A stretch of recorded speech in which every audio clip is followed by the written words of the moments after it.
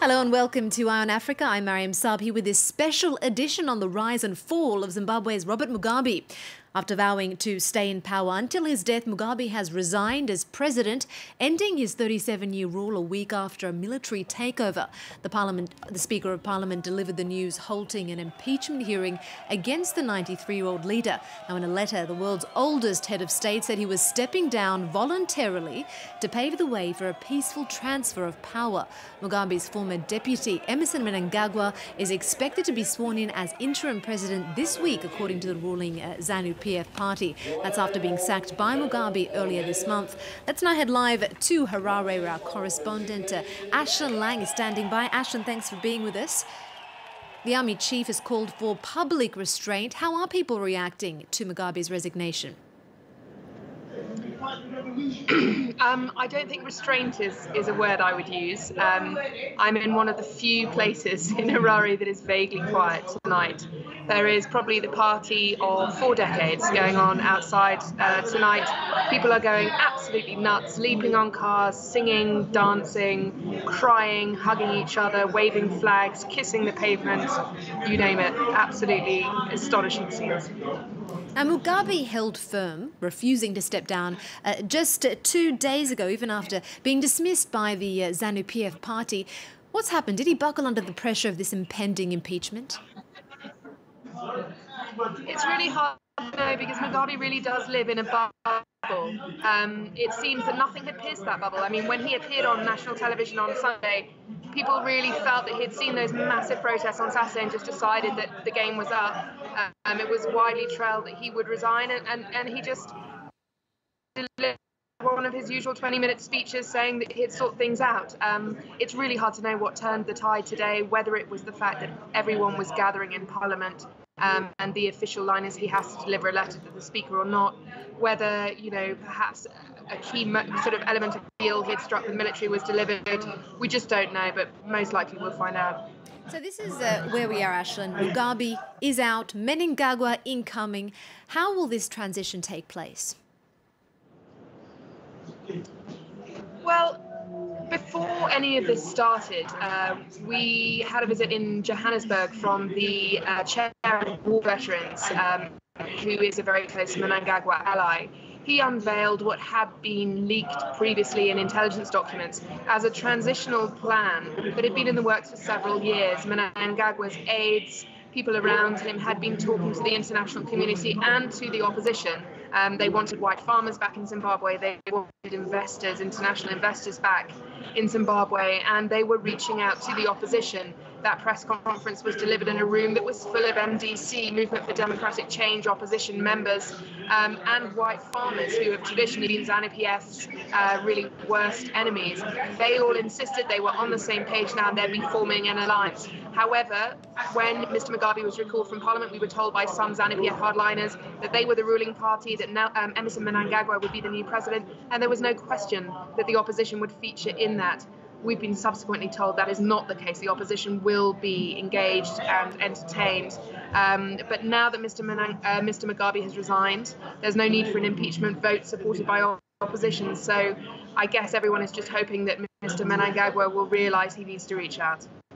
Now, and beyond Zimbabwe, we're now going to take a look at the implications for the region, starting with some reaction. We have Ashland from the African Union. Let's take a listen. What we hope is that the transition and the elections aren't mixed. I think there will be elections next year. The transition is just to get us through to the elections next year. The Southern African development community will give their reaction and we will go in the same direction. What we ask is that the person who is heading the transition doesn't present themselves in the election. So, Ashley, we just heard there from Alpha Conde from the African Union. What does Mugabe's resignation mean for the region? Well, I suppose, in a sense, it's a difficult one because constitutionally the region was very concerned that Mr. Mugabe might have been relieved of his duties by a military coup. There are many people in this region who have overstayed their welcome in power. They have served far longer than those constitutional 2 terms in office. and they are facing significant public dissent. People have been watching Zimbabwe very closely, and many people may feel inspired by it. So, for example, South Africa to the south, Jacob Zuma in a lot of trouble with his people, and there are fears, I guess, that he could be next. I think that SADC is told by Zimbabwe to really butt out of its affairs. It is not popular. It's not seen to have backed up the Zimbabwean people in the past when they complained of elections being rigged and anti-democratic processes. So SADC may well feel uncomfortable about this situation, but they're being kept firmly at bay by Zimbabwean leaders. There have been calls from a civil society group for SADC to facilitate actually a national dialogue between Zimbabwe's political parties during the next transition phase. I mean, I think perhaps civil society group may be a little misguided. I think there have been widespread calls for the international community to be involved in what's happening in Zimbabwe and to broker the transition towards new elections. Certainly there's a lack of confidence in Zimbabwe's processes, and there's a lack of faith in ZANU-PF and Mr. Mnangagwa particularly to deliver fair elections and reform. Mr. Mnangagwa has been one of the primary figures helping Mr. Mugabe to remain in power all this time through brutality, and it has been claimed election rigging. And so I guess people feel that if there were a process brokered by the international community, perhaps not SADC because there is a lack of faith in them, but the UN and other international partners, then certainly that would be something probably welcomed across the board. Thank you very much for that update there. Ashlyn Lang reporting for us from Harare. So how did Robert Mugabe's near 4-decade rule crumble? Well, at the heart of his undoing is a bitter battle for succession. It all began over a week ago when he sacked his vice president, Emmerson Mnangagwa, clearing the way for his wife Grace to succeed him. Well, it backfired and sparked a military takeover that led to the strong man's fall from grace. Clement Bonnereau takes a look at how this crisis unfolded. He ruled Zimbabwe with an iron fist for 37 years. It took just 10 days for Robert Mugabe to see his invincibility crumble. The crisis that brought about his downfall was sparked by his decision to sack his deputy and longtime ally Emmerson Mnangagwa. The president said his number 2 was plotting to unseat him. It's the same line he used to get rid of Mnangagwa's predecessor, Joyce Mujuru. He started consulting witch doctors to find out when I was going to die. Nicknamed the Crocodile, Mnangagwa had long been the firm favourite to replace Mugabe as leader. That was until he was ousted 2 weeks ago, paving the way for Mugabe's wife Grace to fill his shoes as Mugabe's successor. Tensions ratcheted up another notch last week when Constantino Chiwenga, the commander of the country's armed forces, denounced the sacking of Mnangagwa.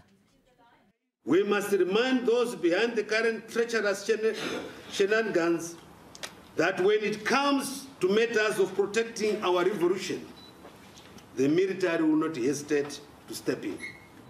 It took less than 24 hours for the army to intervene, taking control of Parliament, ruling party headquarters and the Supreme Court. Placed under house arrest, Mugabe vowed to stay in power until his death, before eventually giving in to pressure. Emmerson Mnangagwa is now set to take the reins.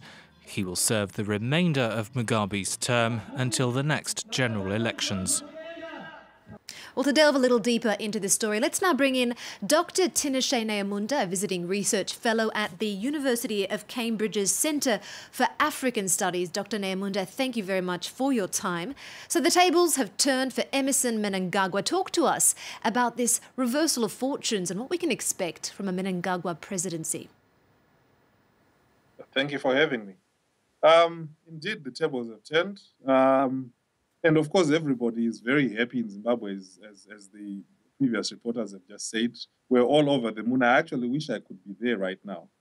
But in as much as the tables have turned, with Mnangagwa coming in, there's a lot of expectation, given that he's coming to preside over an economy that is in crisis, really. You have over 90% unemployment.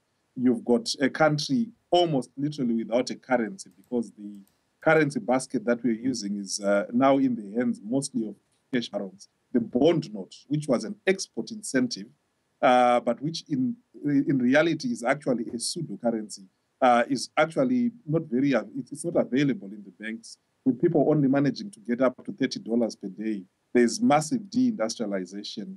There was a massive loss of investment in the country. So in as much as we are very happy today, everybody in Zimbabwe is very happy today, a day will come when Mnangagwa needs to then come out and tell us what his plans for Zimbabwe are. Now, Mugabe has dominated every aspect of public life since independence in 1980. You're from Zimbabwe, Dr. Tinashe. Tell us, how shocking is this? Did you ever think that this would happen? Oh, I was losing hope that I would ever see Mugabe step down.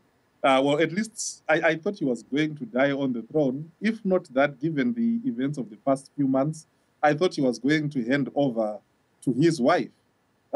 So this is why there is so much joy in Zimbabwe, because very few people were expecting to see Mugabe step down before his death. So this is really good news for everybody. For me, this is the only president I've ever known all of my life. And I now have two of my own children. So, you know, it's something different. Of course, there may be a bit of a crisis of expectation, what life after Mugabe might mean. But for today, it's a happiness all throughout. We're happy to see this day. And what does this leave his legacy? What's next for Robert Mugabe after 37 years in power? Well, you see, this is a man who had genuine war credentials, but he has squandered them over the years by refusing to step down. Had he done so at the right time, perhaps in the early 2000s, it's very likely that he would have managed to keep his legacy as a liberation war hero who was revered across the African continent intact. But the problem is he refused to step down, and it did not matter what he was damaging as he continued to retain power. I've just given you a picture of how the economy has been severely damaged. Up to a quarter of the country's population is out in the diaspora. So he really has squandered his legacy, and it will take a lot for people to remember what he meant in Zimbabwean history from the his liberation war credentials, because he seems to have squandered that because of the authoritarian rule that he presided over. Dr. Tinashe Nyamunda, we're going to have to leave it there. We've run out of time. Thank you very, very much for sharing your insights with us on this story. Well, you're up to date here on Eye on Africa. Do stay with us. There's more news coming up here on France 24.